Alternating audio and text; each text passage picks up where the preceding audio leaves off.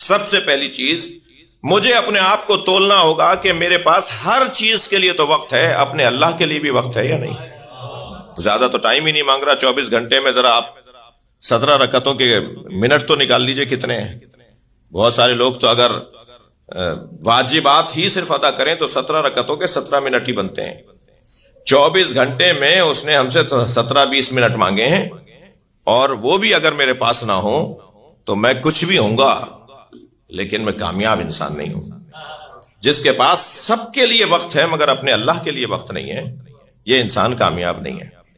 اسے وقت نکالنا ہوگا 2 رکعت کا ٹائم۔ اچھا، اس کو بھی رکعتیں نہیں چاہیے، ورنہ مشکل ترین نماز فجر کی تھی، جب بستر چھڑوائی دیا تھا تو 4 رکعت پڑھوا لیتا، مگر اسے رکعتیں نہیں چاہیے، ہماری حاضریاں چاہیے۔ میں یاد بھی تھا آج تمہیں یا نہیں، اسے یہ جذبہ چاہیے ہمارا۔ تو وہ انسان ناکام ہے کہ جس کے پاس سب کے لیے وقت ہے مگر اپنے اللہ کے لیے وقت نہیں ہے۔